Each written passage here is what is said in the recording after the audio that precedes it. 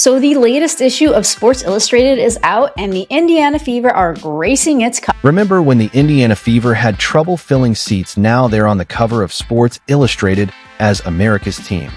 That's the Caitlin Clark effect, turning a struggling team into a championship contender almost overnight. We're talking about America's team, and I can't help but to get all patriotic inside. When we're talking about America's team, I can't help but to feel all red, white, and blue inside. The Indiana Fever grace WNBA Preview 2025 Sports Illustrated. The Indiana Fever went from having the worst record in the league to becoming a national favorite. And it's not just because of one star player, it's thanks to smart rebuilding, strong veteran leadership, and a team that's ready to own its greatness instead of chasing it. It all kicks off May 17th against Chicago, in what might be the most highly anticipated regular season game in WNBA history. If you're excited, drop a "fired up for the Fever" in the comments. Big Four, folks, the Big Four. Kelsey, Money Mitch, put them in a, you already know. Aaliyah Boston, Dewana Mama Bonner, salute to the Pope. And we got Caitlin Clark Kent, the Big Four for the Indiana Fever. Just 2 years ago, going to a game at Gainbridge Fieldhouse felt empty literally. The Indiana Fever ended the season with a rough 5-31 record, the worst in the WNBA. No one talked about them. No one seemed to care. The team wasn't just struggling, they were forgotten. Imagine nearly a decade without a playoff appearance, and fewer than 2,000 fans showing up to games, the lowest attendance in the league. When you're that low, climbing back up feels almost impossible. This team is definitely in a different place than it was last season. I love the addition of Dewana Bonner after being with the Connecticut Sun, who is now being sold because they don't have practice facilities. And, you know, she has talked about how, honored she is, and you can just read it on her face, how happy she is to be there and to be so supported by such a great fan base. But here's where things really get interesting. The Fever's rebuild began with a crucial move, selecting Aaliyah Boston with the #1 overall pick in the 2023 draft. After years of searching in the basketball wilderness, they finally had their cornerstone, a player to build around. It was a turning point, but not the whole solution. The team still finished with just 13 wins that season.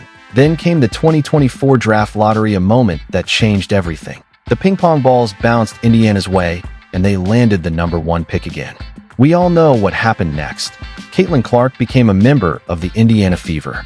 And almost overnight, everything shifted. Tickets disappeared within minutes. Games sold out. National media couldn't get enough of Indiana. What had once been a struggling franchise now had fans begging for seats. The transformation wasn't just dramatic, it was historic. But what makes this story truly special isn't just Clark. It's the entire organization's commitment to building something sustainable. Kelly Krauskopf returned as team president with a clear mission. Don't just chase hype, build a real contender. The Fever didn't just add star power. They created a vision, a culture, and a future. There is much more to the W's most watched team than the Caitlin Clark Show. I kind of love that they included Dewana Bonner in this cover because she is an integral member of the team. And about a month ago, there was a video going around that Kelsey Mitchell had posted, just some random video of all of them in their red, rebel red uniform. And everyone on social media was like, what is going on? Did they get new uniforms? And you could tell that they were at a park. And it ends up that they were shooting the cover of Sports Illustrated. Sports Illustrated cover says it all. It's not just Caitlin Clark standing front and center, it's Aaliyah Boston, Kelsey Mitchell, and Nalissa Smith right there with her, shoulder to shoulder. This isn't a one-woman show. It's a team that's been rebuilt from the ground up. When the players first saw the cover, their reaction said everything. These are women who aren't used to national magazine spotlights. The genuine surprise and joy on their faces spoke volumes. After years of being overlooked, this moment of recognition meant the world not just for them, but for everyone who believed in the climb.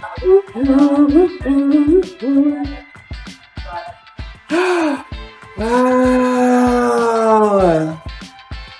This turned out so good!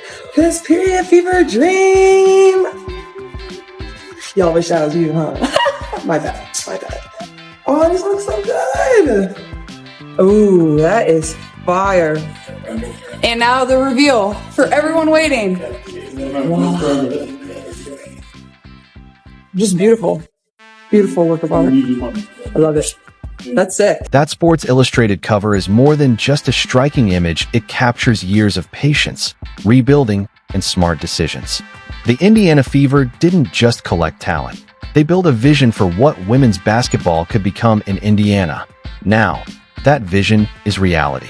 The Fever have emerged as America's team, a franchise that has captured the attention of both lifelong basketball fans and casual viewers. This cover marks a turning point, not just for Indiana, but for the entire WNBA. It's proof that the league is breaking through into mainstream sports culture in ways we've never seen before, and it's only the beginning. So good! It looks so good! It's so dope! That's so good. That's popping. Okay! Oh, this is so nice. This is so amazing. I've never been on the cover of a magazine like this. I can't wait to show my mom, man. I'm grateful for stuff like this. Shout out to the Fever Dream. We're not here to chase greatness. We're here to claim it. That's the team's new mantra, and it perfectly sums up this moment. The Fever's rise wasn't by chance. It's the result of aligning young talent, veteran leadership, and impeccable timing with an organization finally ready to step into the spotlight. From worst to first, the Fever's transformation is the kind of story sports fans dream about. When the most transformational player in sports history joins your team, everything changes. Suddenly, Indiana wasn't just a place where elite players were overlooked. It became the destination everyone wanted to be a part of. Caitlin Clark's arrival reshaped the entire WNBA landscape. The Fever front office saw this opportunity and seized it. They didn't just draft Clark and call it a day. They aggressively pursued veterans who could complement their young stars and accelerate their path to contention. This wasn't about a 3-year plan anymore. This was about winning now. Clark did have a little bit to say about the Fever's recruitment in the offseason. It kind of drives home the whole, nobody wanted to play in Indiana. It negates it, actually. Sorry, it doesn't drive it home. It totally negates it. And she says, people want to come here and play with us and be a part of this organization. Honestly, in our case, it worked out pretty fast. Everyone wanted to come. Dana Bonner shocked the basketball world when she chose Indiana. A 6-time All-Star and 2-time WNBA champion with more playoff experience than any active player, she decided the Fever were her best option. This wasn't supposed to happen. Stars like Bonner typically sign with established contenders, not teams in the middle of a rebuild. But something special was brewing in Indiana, and Bonner saw it. In DeWanna Bonner, the Indiana Fever have signed one of the all-time greats who brings major big game experience to Indiana along with her. Bonner is a 2-time WNBA champion and quite literally the most experienced postseason player ever. Her 87 playoff games are more than any player in WNBA history. Caitlin Clark herself jumped into recruitment mode, personally reaching out to potential free agents and selling them on what they could build together. The players didn't need much convincing. They saw the magic happening and wanted in. The most exciting young player in basketball was calling, and veterans were answering. Sophie Cunningham brought championship toughness, while Natasha Howard added defensive versatility and 3 WNBA championship rings. These weren't random signings. Each player filled a specific need identified by the coaching staff. Cunningham's scrappy play and Howard's defensive presence were the perfect complements to Clark, Boston, and the majority of all of the players that are not on rookie contracts, except for Lexi Brown and Kalani Brown next season, are going to be free agents. I think that's 80% of the league if you take out the rookies and those 2 players. And there's going to be a lot of change. I'm curious about all the shakeups, who's going to stay on the Fever. The Fever's approach wasn't about collecting big names. It was about finding players who fit their system. This wasn't a fantasy basketball team. It was strategic team building at its best. Every addition served a clear purpose: to help Clark and Boston develop while immediately competing for championships. This franchise has always been about players. It's always been about basketball. And it's about anything we can do to help the player become the best they can be. This is really a huge example and an opportunity to show the rest of the league and the world and that's involved in women's sports what it takes to be a high-level athlete. It's an unbelievable day for the Indiana Fever. Another step for our franchise, again, to make this the best franchise in the world. Indiana's commitment went beyond just adding players. They unveiled a new $78 million practice facility, spanning 108,000 square feet. The organization made an investment in player development resources that rival any team in the league. This wasn't just about one season, it was about building a dynasty. All of the weight and conditioning equipment, obviously we'll have 2 full-size courts.